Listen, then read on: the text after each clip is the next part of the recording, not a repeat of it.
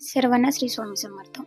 तर गुरुपौर्णिमेनिमित्त आपल्याला दररोज कोणकोणत्या सेवा करायच्या आहे किंवा घरच्या घरी स्वामी मूर्तीवर आपण अभिषेक कसा करावा याबद्दलच आपण आजच्या ब्लॉगमध्ये माहिती बघणार आहोत। तर हाय नमस्कार, मी गायत्री पाटील तुमच्या सर्वांचे अगदी मनापासून स्वागत करते माझ्या यूट्यूब चॅनलवर। तर स्वामी सेवेत श्री स्वामी समर्थ महाराज आपली भरपूर परीक्षा घेतात, आपला संयम बघत असतात, आपल्याला भरपूर अडचणी व संकटही निर्माण करतात। बऱ्याच वेळा प्रारब्धामुळे आपली सेवाही खंडित होते। बरेच सेवेकरी कंटाळून स्वामी सेवा सोडतात, पण ते नक्कीच चुकीचं आहे। आपण का विसरून जातो की संकट कितीही मोठं असलं तरी त्या संकटातूनही मोठे आपले स्वामी आहेत। म्हणून कधीही न डगमगता स्वामी सेवेत फक्त चालत राहावे, कारण स्वामींनी एकदा आपल्या बरोबर आपल्याला हात जर दिला ना तर ते आयुष्यात कधीच आपला हात सोडत नाही। नेहमीच ते आपल्या पाठीशी मात्र उभे असतात आणि म्हणून स्वामी नेहमीच म्हणत असतात का भिवू नको, मी तुझ्या पाठीशी आहे। आणि येणाऱ्या संकटांची तीव्रता कमी करतात व नंतर आपल्या ओंजळीत इतकं सुख देतात की त्या सुखाची आपण कधीही कल्पनाही केलेली नसते। तर आता आपण बघणार आहोत का घरच्या घरी स्वामींच्या मूर्तीवर अभिषेक कसा करावा। तर ह्या गुरुपौर्णिमेनिमित्त आपल्याला दररोज महाराजांच्या मूर्तीवर अशा प्रकारे अभिषेक करायचा आहे। तर सर्वप्रथम स्वामींना अक्षदा वाहाव्यात, त्यानंतर थोड्या अक्षदा ताम्हणात वाहाव्यात, त्यानंतर स्वामींची मूर्ती ताम्हणात घ्यावी ज्या प्रकारे आपण घेतली होती। नंतर त्यावर पडीने स्वामींच्या मूर्तीवर पाणी टाकत राहावे व स्वामी सेवा करत राहाव्या। आणि जर तुमच्याकडे अशा प्रकारे तिवडी असेल तर तुम्ही तिवडी सुद्धा ठेवून त्याखाली अभिषेक करू शकता, जेणेकरून तुम्हाला वाचताना सुद्धा तेवढं सोपं जातं। नसेल तर काही हरकत नाही, अगदी चमच्याने पाणी टाकत घ्यायचं। सर्वप्रथम आपल्याला स्वामींच्या मूर्तीवर गणपती अथर्व शिष्य म्हणायचं असतं, कारण आपण जी काही सेवा करतो, देवपूजा करतो, तर सर्वप्रथम आपण गणपतीपासूनच सुरुवात करत असतो। तर गणपती अथर्व शिष्य म्हणावं, नंतर स्त्री सूक्त म्हणावं, नंतर पुरुष सूक्त म्हणावं, नंतर पवनाम सूक्त म्हणावं। शक्य असल्यास स्त्री सूक्त व पुरुष सूक्त एका आड एक 16 वेळेस म्हणावं, जेणेकरून आपल्या महाराजांचे अभिषेक पूर्ण होतील व देव्हाऱ्यातील स्वामी महाराजांच्या मूर्तीचा अभिषेक खालील पवमान सूक्त म्हणून केला जातो। घरातील आर्थिक अडचणी दूर होतात व आर्थिक स्थैर्य लागून श्री स्वामी समर्थ महाराजांची कृपा आपल्याला लागत असते।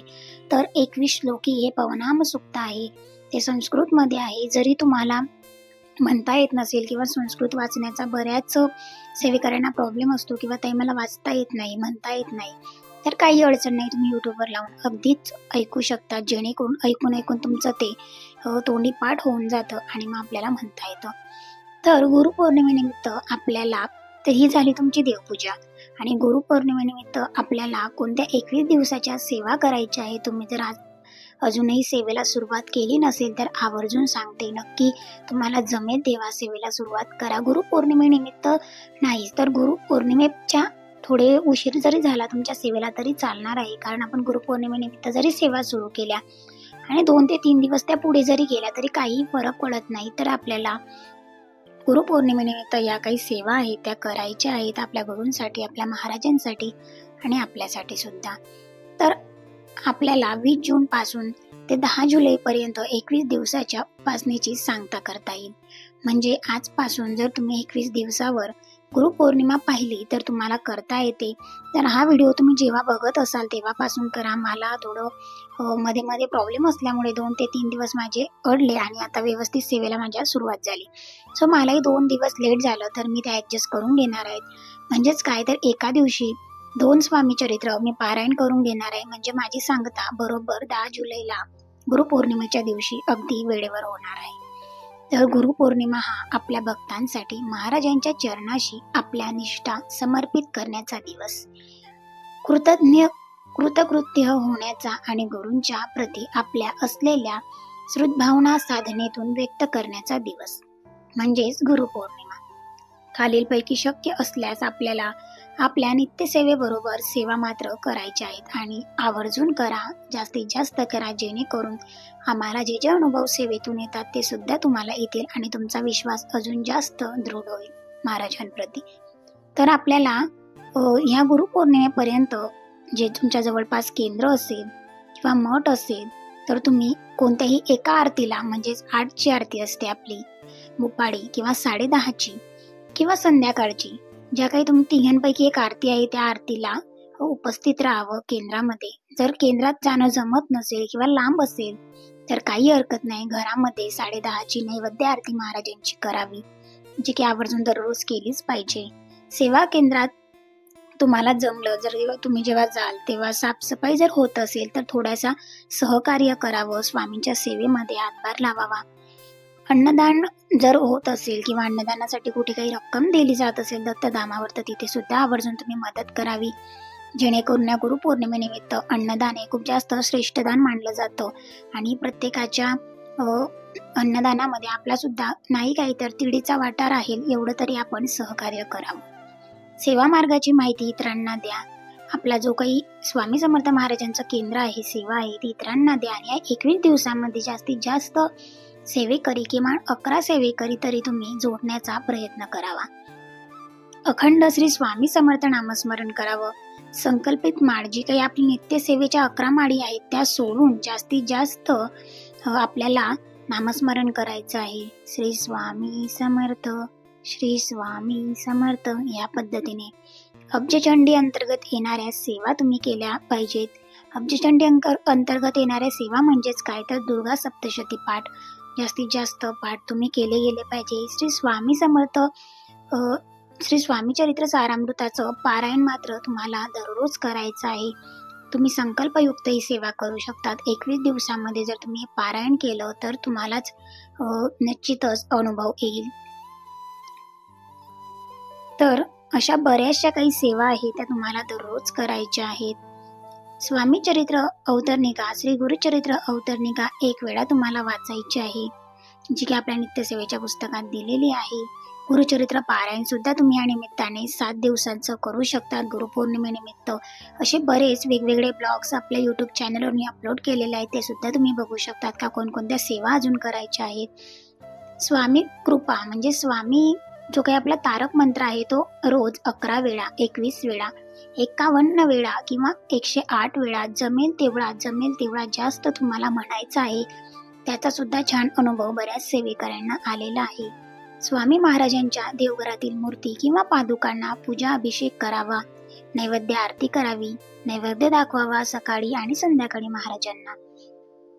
तर आपल्याला मी ज्या सेवा आतापर्यंत तुम्हाला सांगितल्या ब्लॉगमध्ये त्या जेवढ्या जमतील, जेवढ्या सुचेल तेवढ्या जास्तीत जास्त एखादी साधना 21 दिवसीय संकल्प करून किंवा मनोमन महाराजांना अगदी साधी आणि सोपी प्रार्थना करून तुम्ही या सेवा करा. आणि या सर्वांचा उपभोग म्हणजेच काय तर आपल्या स्वतःमध्ये पुढील 21 दिवसात होत जाणारा हळूहळू हा बदल, आपल्या आयुष्यात ज्या काही नवीन गोष्टी घडत जाणार आहेत किंवा काही लेकरांमध्ये किंवा आपल्यामध्ये माणसांमध्ये जो काही फरक पडेल तोच तुम्हाला निश्चितच आपल्या सेवातून कळेल. तर जमत नसेल तुम्हाला जास्तीत जास्त सेवा करण्यात तर ह्या ज्या काही तुम्हाला सांगितलेलं आहे 11 माळी, 11, 21, 51 किंवा 108 वेळा स्वामी तारक मंत्र किती छान आहे बघा. निशंक होई रे म्हणा, निर्भय होई रे म्हणा, प्रचंड स्वामी बळ पाठीशी नित्य आहे रे म्हणा. तर इतका छान, ऐकायला सुद्धा सुंदर आणि म्हणायला सुद्धा सुंदर. सिद्ध मंगल स्तोत्र सुद्धा खूप छान आहे, ते सुद्धा तुम्ही दररोज 1 वेळा म्हणा, कालभैरवाष्टक 1 वेळा म्हणा. आणि या सर्व सेवा म्हटल्या तर आपल्या घरामध्ये स्वामी महाराजांची कृपादृष्टी आपल्यावर राहील आणि घरातील जे काही वातावरण आहे ते अगदी पॉझिटिव्ह होईल. आणि ज्या प्रकारे पॉझिटिव्ह वातावरण होत असतं म्हणून आपल्या घरात चांगल्या गोष्टी घडत असतात.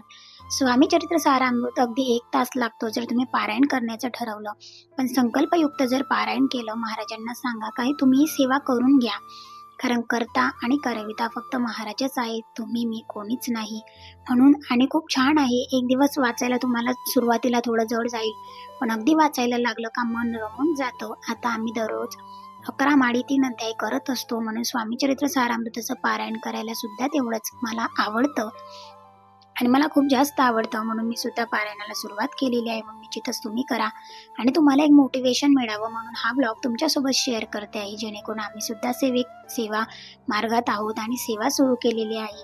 आमच्या घरी कोणी गुरुचरित्र केलेलं आहे, तर कोणी स्वामी चरित्र, तर कोणी 11 माळी. ज्यांना जसं जमेल जॉबच्या माध्यमातून तसं ते करत असतात, घरी आल्यावर करत असतात किंवा जाताना करत असतात. तारक मंत्र सकाळी म्हणा, संध्याकाळी म्हणा, जेवढी जमेल तेवढी जास्तीत जास्त सेवा करा. चला तर मग या गुरुपौर्णिमेनिमित्त तुम्ही कोणकोणत्या सेवा सुरू केलेल्या आहेत तर नक्कीच आजच्या ब्लॉगमधून शेअर करा. आणि आठवड्यातून 2 वेळेस गुरुवारी तरी किंवा मंगळवारी, गुरुवारी, अमावस्येला, पौर्णिमेला हळदीचं लेपन करावं, ज्याने घरामध्ये सुद्धा पॉझिटिव्हिटी किंवा पॉझिटिव्ह वातावरण नक्कीच निर्माण होईल. तर ब्लॉग कसा वाटला नक्की कॉमेंट सेक्शनमध्ये सांगा. तुम्ही सुद्धा सेवा केल्या असतील तर नक्कीच कॉमेंट सेक्शनमध्ये सांगा का हो मी सुद्धा सेवा सुरू केलेली आहे गुरुपौर्णिमेनिमित्त. तर आपल्या गुरूंसाठी सुद्धा आणि आपल्या महाराजांसाठी सुद्धा आणि नाही तर आपल्या स्वतःसाठी सुद्धा आपण ही सेवा नक्कीच करायला पाहिजे. तर ब्लॉग कसा वाटला नक्की कॉमेंट सेक्शनमध्ये सांगा. चॅनलवर नवीन असाल तर चॅनलला सबस्क्राईब करा. तर आजच्याच एका पॉझिटिव्ह नोटवर आजचा ब्लॉग इथे सेंड करते. पुन्हा भेटेल अशाच एका ब्लॉगमध्ये. धन्यवाद.